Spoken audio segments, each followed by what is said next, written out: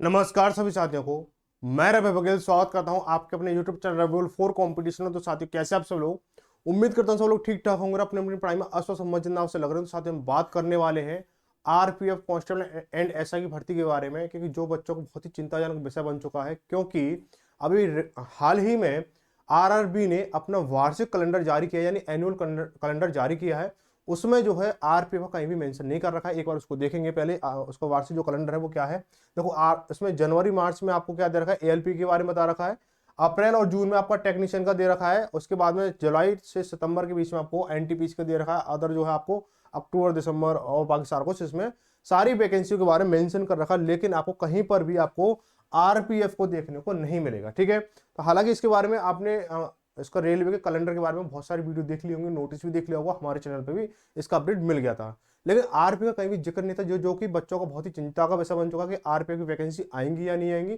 तो इस बारे में हम बात करने वाले कि आरपीएफ की वैकेंसी का अगर आएंगी तो इसमें मेंशन क्यों नहीं है, और मेंशन नहीं है तो आएंगी या नहीं आएंगी, सारा कुछ इसमें डिटेल बात करने वाले हैं। तो सबसे पहले बता दें आप लोगों को कि ये जो कैलेंडर जारी किया है वो आरआरबी ने जारी किया है। आरआरबी, ठीक है, आरआरबी ने जारी किया है। अब वैकेंसी किसकी बात हो रही है? आरपीएफ की बात हो रही है। ठीक है, आरपीएफ में भाई मेरे इस चीज को थोड़ा सा ध्यान से समझना कि आरपीएफ की जो वैकेंसी है और आरआरबी की जो वैकेंसी है, थोड़ा सा अंतर है इनमें। क्या अंतर है कि जो ऑफिशियली जो जॉब होती है, चाहे आपको ग्रुप डी हो, ग्रुप डी ऑफिशियल जॉब नहीं है लेकिन फिर भी ग्रुप डी हो, उसके बाद में आपको ग्रुप सी हो, ग्रुप ए हो, जो भी वैकेंसी हो आपकी एनटीपीसी की रिगार्डिंग हो या टेक्नीशियन की रिगार्डिंग हो या एएलपी की रिगार्डिंग हो, लोको पायलट हो, जो भी हो, वो आरआरबी के अंतर्गत आती है। ठीक है, इसके बाद अलावा जो बची हुई वैकेंसी कौन है? आरपीएफ, यानी पुलिस, उसकी जो कांस्टेबल है और उसका एसआई है, उसकी जो पोस्ट है उसके लिए ये आरपीएफ अलग डिपार्टमेंट है। आरपीएफ जो अलग डिपार्टमेंट है, लेकिन इसका जो भर्ती है, इसकी जो भर्ती है वो कौन कराता है? आरआरबी कराता है। इसका जो एग्जाम है वो आरआरबी कराता है। यानी कि जो इसका आरपीएफ का जो एग्जाम होगा वो आपका आरआरबी कराएगा कि किस जोन में होना है, किस रीजन में होना है। तो वो आपका एग्जाम, सिर्फ एग्जाम कराने का काम आरआरबी का होता है। बाकी अन्य भर्ती प्रक्रिया पूरा का पूरा आरपीएफ डिपार्टमेंट के अंतर्गत आती है। ठीक है, तो इसलिए आरआरबी के कैलेंडर में आरपीएफ की किसी भी भर्ती का जिक्र नहीं है। ठीक है, तो जो बच्चे सोच रहे हैं कि आरपीएफ की वैकेंसी नहीं आएगी, हम इसकी तैयारी नहीं करेंगे, या फिर अगली वर्ष आएंगे, जैसे अगले वर्ष कैलेंडर जारी होगा तो वहां पे हम तैयारी देखेंगे, तो ऐसा बिल्कुल भी गलत फहमी ना रहे। आरपीएफ की जो वैकेंसी आएंगी वो अपना अलग एक नोटिस जारी होगा, अलग कैलेंडर जारी होगा। आपने देखा होगा अभी जो है डायरेक्टिव जो इसका नोटिस जारी हो चुका था, जिसमें आपके 2250 आपकी वैकेंसियां थी। 2250 आपकी वैकेंसियां थी, जिसमें आपकी 2000 जो है किसकी थी? 2000 आपकी कांस्टेबल की थी, कांस्टेबल की थी। उसके बाद में आपकी 250 जो वैकेंसी है, 2250, ठीक है, 250 जो वैकेंसी आपकी एसआई की थी, 250 वैकेंसी एसआई की थी, तो बहुत कम वैकेंसी थी।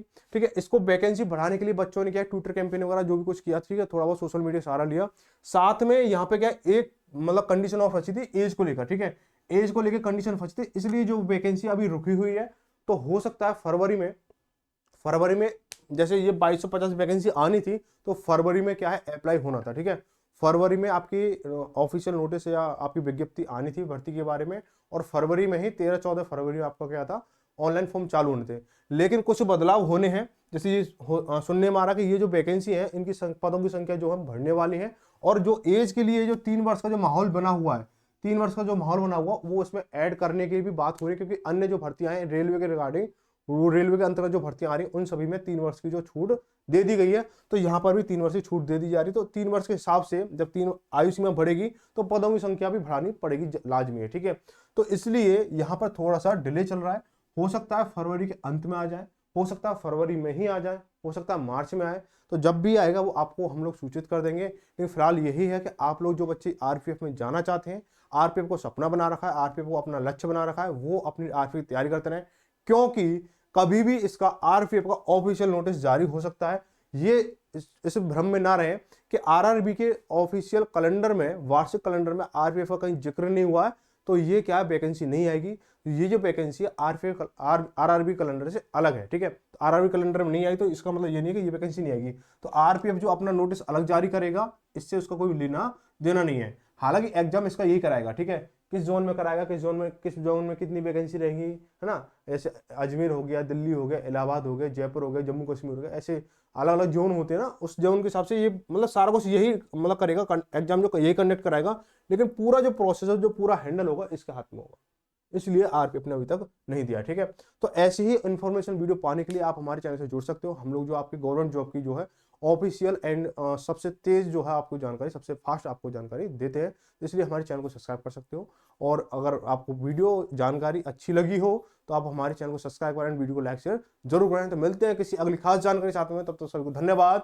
जय भारत, जय हिंद।